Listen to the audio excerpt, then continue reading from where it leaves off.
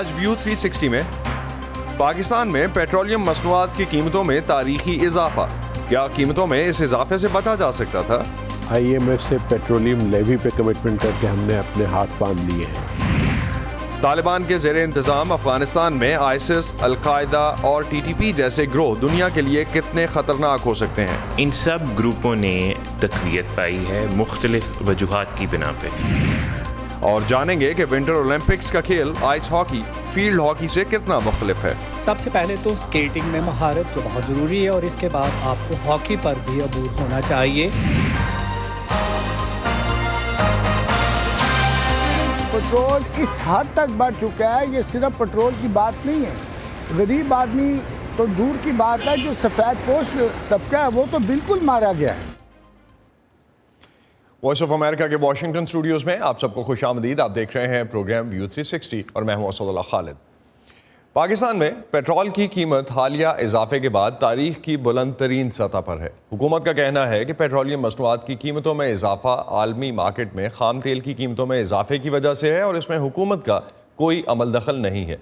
Petroleum मसनूआत की कीमतों में इजाफा एक ऐसे वक्त में किया गया है जब मुल्क में गुज़िश्ता 2 साल से महंगाई की शरह में मुसलसल इजाफा रिकॉर्ड किया जा रहा है। गुज़िश्ता साल महंगाई की औसत शरह 10% से ज़ायद रही, जबकि मालियाती इदारों का कहना है कि मौजूदा माली साल में भी महंगाई की शरह डबल डिजिट में ही रहने का इम्कान है। जून 2021 से अब तक पेट्रोल की कीमत में मजमूई तौर पर 51 रुपये से ज़ायद का इजाफा हुआ है। आइए देखते हैं पाकिस्तान में अवाम पेट्रोल की कीमतों में हालिया इजाफे पर क्या कहते हैं।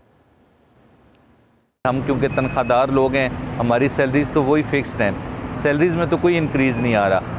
इनकम हमारी वही है लेकिन हमारा एक्सपेंस डेली बेसिस पे बढ़ रहा है। आटा, चीनी, दाल, चावल जो गरीब की दस्तरस से पहले ही बाहर हैं, मज़ीद वो गरीब की दस्तरस से बाहर होंगी। पेट्रोल और डीजल इसको वापस खुदारा नीचे लाओ, तो ये महंगाई बहुत है। हम डैम्पर और मशीन एक्सवेटर ट्राली इसमें हम काम करते हैं तो लोग हमें रेट नहीं देते, हम काम हमारा नुकसान पे हो रहा है। जो एक्सचेंज रेट है वो भी हमारे कंट्रोल में नहीं है, तो एक तरह से उस पर तो कुछ नहीं कर सकते, लेकिन लोगों को रिलीफ एज अल्टरनेट आप दे सकते हैं।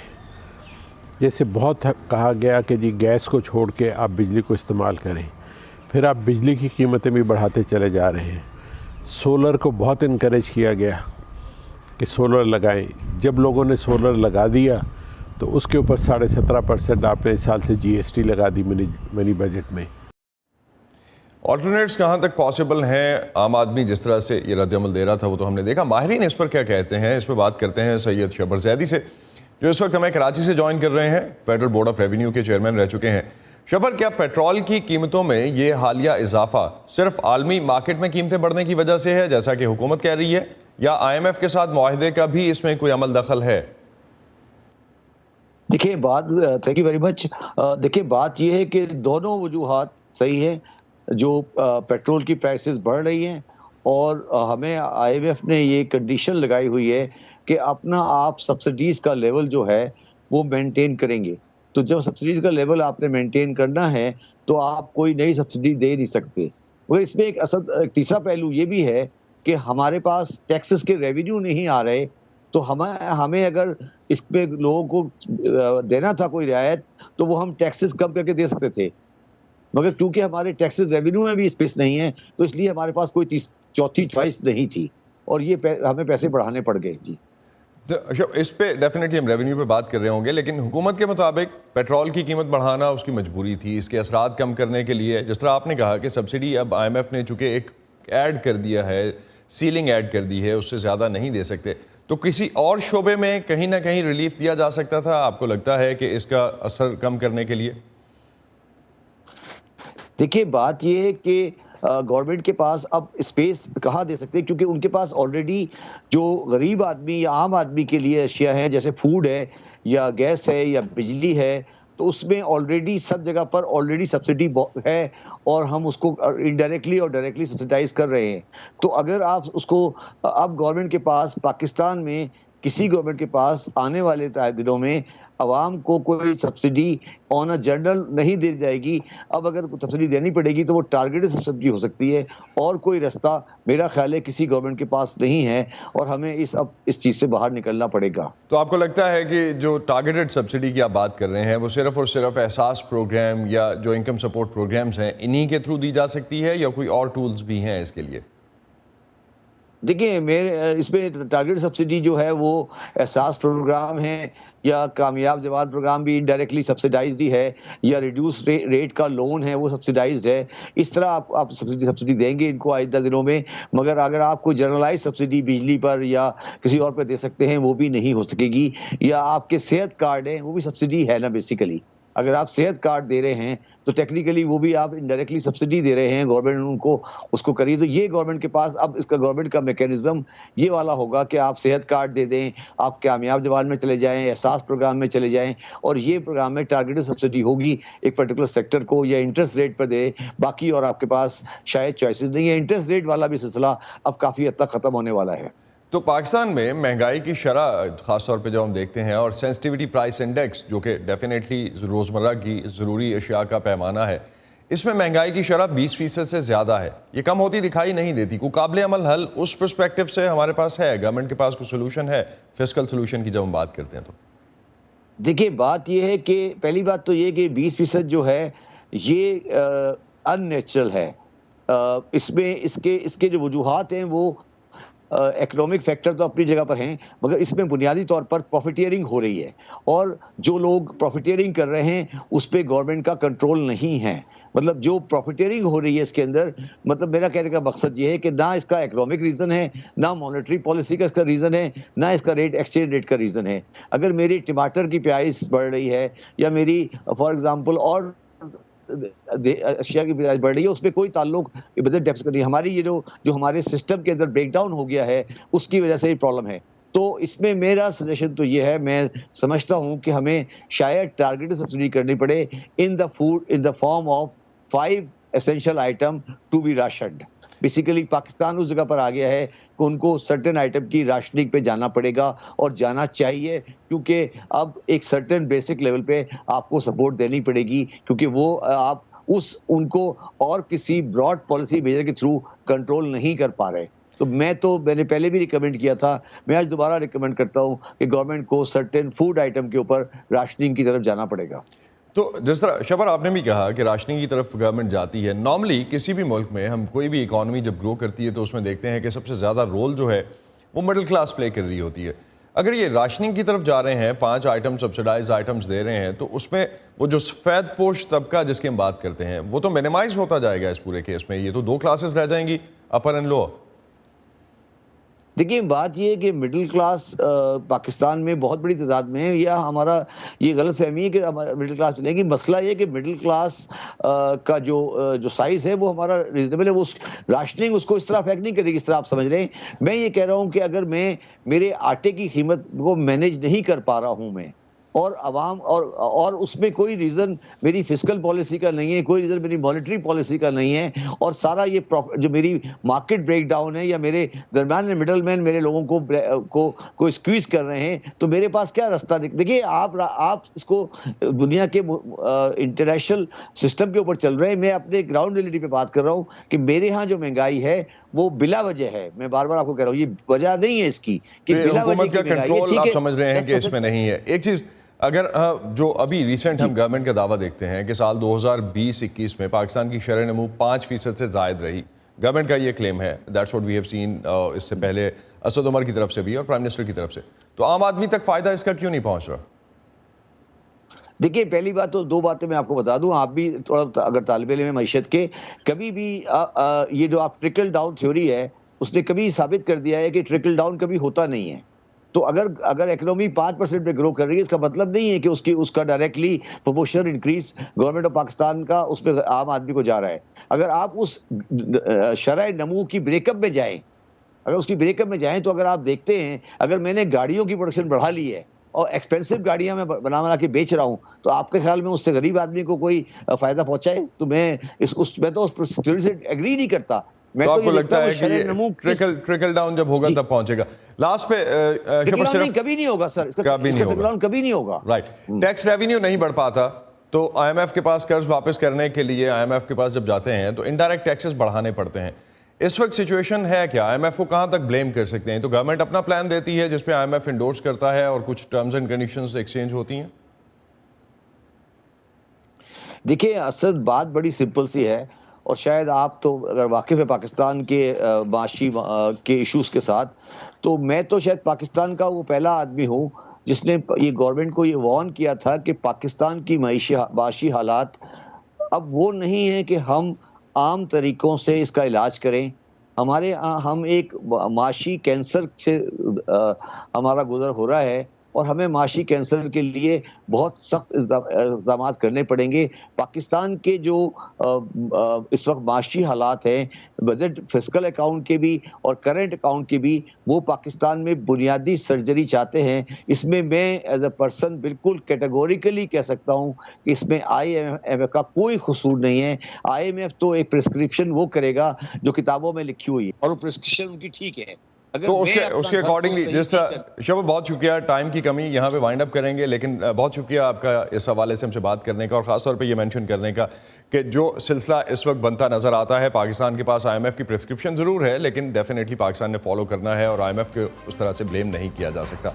पाकिस्तान समेत दुनिया भर से अहम खबरों और दिलचस्प मालूमात के लिए आप आ सकते हैं हमारी वेबसाइट urduvoa.com पर। ये सारा कॉन्टेंट आपको मिलेगा हमारे सोशल मीडिया प्लेटफॉर्म्स पर भी, facebook.com/VOA Urdu, ट्विटर और इंस्टाग्राम पर हमारा हैंडल है @urduvoa।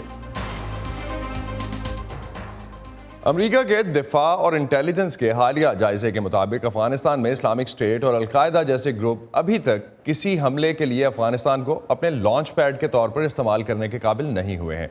इससे पहले मुतअद्दिद बार वाशिंगटन में हुकाम और माहिरीन इस बात का खदशा जाहिर कर चुके हैं कि अफगानिस्तान एक बार फिर दहशतगर्दों की पनाहगाह बनने जा रहा है। अमरीकी central command defence intelligence agency का ये जायजा महकमा दिफा के इंस्पेक्टर जनरल की हालिया रिपोर्ट में सामने आया है। इसी रिपोर्ट में अमरीकी इनखला के बाद अफगानिस्तान की सूरत हाल और वहाँ पैदा होने वाले मुमकिन खतरात का जायजा भी लिया गया है। इसके अलावा गुज़िश्ता दिनों अक़वाम मुत्तहिदा के माहिरीन के एक पैनल की सलामती काउंसिल को भेजी जाने वाली एक रिपोर्ट में भी कहा गया है कि तालिबान के ज़ेर इंतज़ाम अफगानिस्तान अलकायदा और मुतअद्दिद दहशतगर्द गिरोहों के लिए महफूज पनाहगाह बनने की सलाहियत रखता है। इसी सिलसिले में वॉइस ऑफ अमेरिका की मोना काजिम शाह ने USIP के सीनियर तज्ज़ियेकार असफंदियार मीर और इंटरनेशनल क्राइसिस ग्रुप के इब्राहिम बाहिस से बात की। तालिबान के काबुल पर कब्जे के बाद एक सवाल जिसका सामना सियासी रहनुमाओं और तज्ज़ियाकारों को तवातुर से करना पड़ रहा है, वो अफगानिस्तान में मौजूद अस्करियत पसंद इस्लामी ग्रोहों से मुताल्लिक़ है। क्या अफगानिस्तान में दहशतगर्द तंजीमें दोबारा मुनज़्ज़म हो रही हैं? क्या अफगान तालिबान, जो अब से सिर्फ 6 माह पहले तक खुद दहशतगर्द कार्रवाइयों में मसरूफ़ एक अस्करियत पसंद तंजीम थे, दूसरी दहशतगर्द तंजीमों को कंट्रोल कर पाएंगे? पिछले 6 महीने में हम देखते हैं कि 2 तरह के ग्रोह, दहशतगर्द ग्रोह अफ़गानिस्तान में पनप रहे हैं। एक वो ग्रोह जिनका तालिबान के साथ कोई ताल्लुक़ है, अच्छा ताल्लुक़ है, उसमें अलकायदा, तहरीक तालिबान पाकिस्तान, बेशतर सेंट्रल एशियन जिहादी तंजीमें और चंद वीगर जिहादी तंजीमें शामिल हैं। दूसरा वो ग्रोह है जो कि तालिबान के मुखालिफ हैं और जिसमें सबसे इम्पोर्टेंट ग्रुप है Daesh, Khorasan, Islamic State, of Iraq and Syria का जो अफ़गानिस्तान चैप्टर है। इन सब ग्रुपों ने तक़वियत पाई है मुख्तलिफ वजूहात की बिना पे। अक़वाम मुत्तहिदा के माहिरीन के एक पैनल के मुताबिक काबुल पर तालिबान के कब्ज़े के बाद अफ़गानिस्तान में दाइश की तादाद 2000 से बढ़कर 4000 हो गई है, जिनमें से निस्फ़ जंगजू गैर मुल्की हैं। पैनल के मुताबिक तालिबान अफगानिस्तान में अलकायदा की सरगर्मियों को रोकने के लिए कोई ठोस कदम नहीं उठा रहे हैं। किसी भी खतरे को ये समझकर नज़रअंदाज नहीं किया जा सकता कि इसे बढ़ा चढ़ाकर पेश किया गया है, क्योंकि जब हम अलकायदा के तवील मुद्दती रुझान और मुमकिन मंजरनामों पर नज़र डालते हैं तो इसमें एक इम्कान ये भी है कि अलकायदा दोबारा मुनज़्ज़म होने के काबिल हो जाएगी और अफगानिस्तान को अपनी तामीर नौ के लिए इस्तेमाल करेगी। और जैसा कि अक़वाम मुत्तहिदा की रिपोर्ट बताती है, अलकायदा अब भी तवील मुद्दत में मगरिब पर हमला करने का अज़ाइम रखती है। उधर एक इजरायली थिंक टैंक के मुताबिक गुज़िश्ता साल दाइश की दहशतगर्द कार्रवाइयों में सबसे बड़ी तादाद में अफगान हलाक या ज़ख्मी हुए। 26 अगस्त को काबुल एयरपोर्ट पर हमले को, जिसमें 170 शहरी और 13 अमरीकी फ़ौजी हलाक हुए, आईसिस की तारीख का सबसे तबाहकुन हमला कहा गया। मेरे ख़्याल में दाइश खुरासान का नियर टर्म में फ़ोकस तालिबान ही रहेंगे। वो अफ़गानिस्तान में लड़ाई करना चाहेंगे और मुझे ये लगता है कि वो अमेरिका के ख़िलाफ़ हमलों में इंटरेस्ट रखते हैं, क्योंकि उन्हें एहसास है कि ग्लोबल जिहादी दुनिया में अगर अपना नाम मनवाना है तो अमेरिका पे हमला करना ज़रूरी है। अक़वाम मुत्तहिदा की एक हालिया रिपोर्ट में दावा किया गया है कि कलअदम तहरीक तालिबान पाकिस्तान के 3 से 5 हज़ार जंगजू अफ़गानिस्तान में अब भी मौजूद हैं और उनके ख़ित्ते के तमाम बड़े दहशतगर्द ग्रोहों बशमूल तालिबान, अल-कायदा और आइसिस खुरासान के साथ करीबी ताल्लुकात हैं।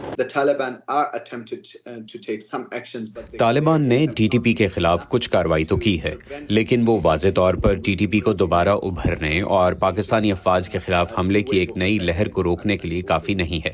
और पाकिस्तानी हुकूमती ओहदेदारों ने तालिबान को ये इशारा दिया है कि उनके सब्र का पैमाना लबरेज हो रहा है।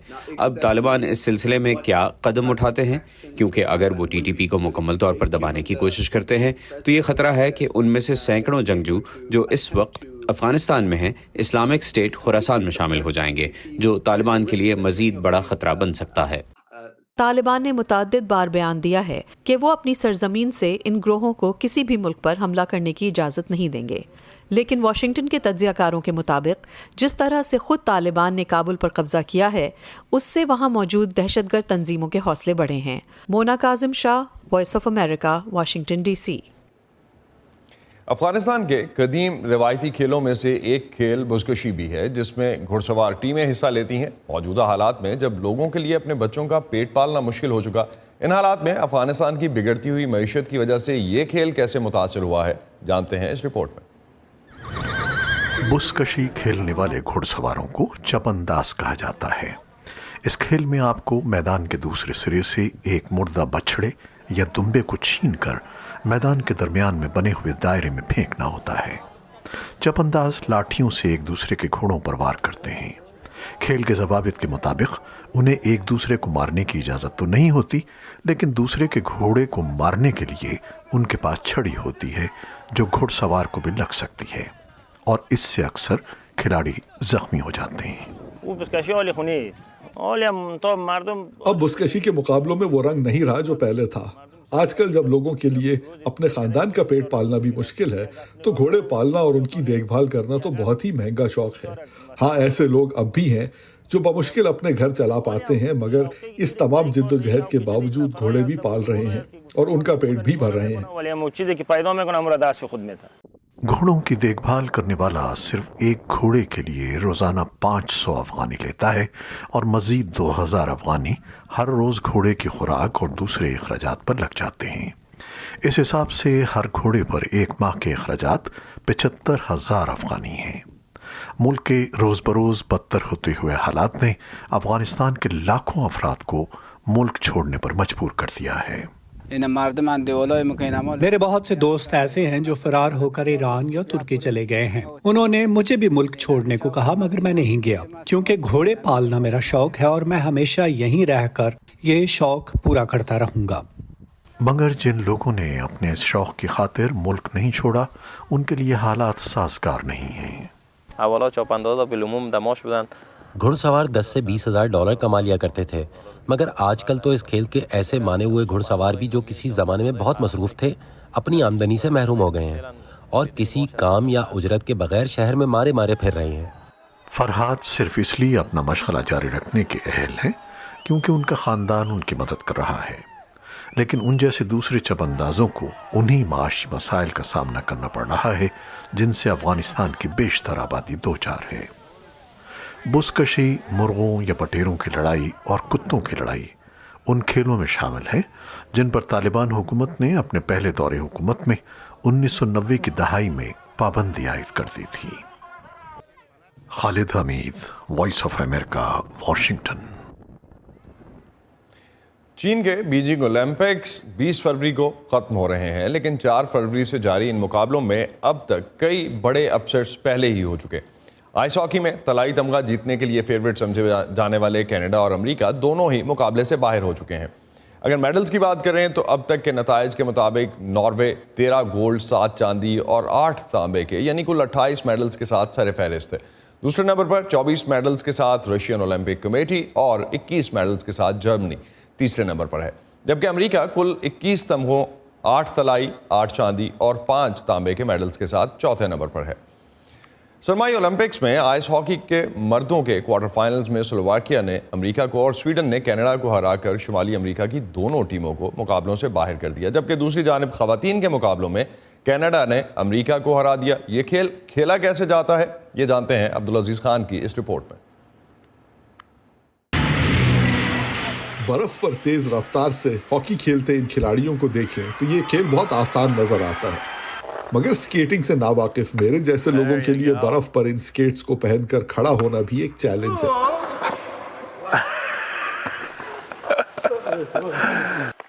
आरजे ज़ेगलर आइस हॉकी के कोच हैं और शॉन इनके शागिर्द। इनके मुताबिक इस खेल में खड़े होने से पहले आपको बाकायदा गिरने की तरबियत दी जाती है। It really is kind of two sports that they're doing at one time. ये एक नहीं बल्कि दो मुख्तलिफ खेल हैं जो एक वक्त में खेले जाते हैं। सबसे पहले तो स्केटिंग में महारत जो बहुत ज़रूरी है, और इसके बाद आपको हॉकी पर भी अबूर होना चाहिए, यानी स्टिक हैंडलिंग, पासिंग और शूटिंग वगैरह। जिस किस्म के शॉट शॉन लगा रहे थे, जब मैंने लगाने की कोशिश की तो मेरा ये हशर हुआ। आखिर काफी गिरने पड़ने के बाद मुझे ऐसा महसूस हुआ कि मैं पहली बार अपने पांव पर खड़ा हुआ हूं और अब हॉकी खेलने की बारी है।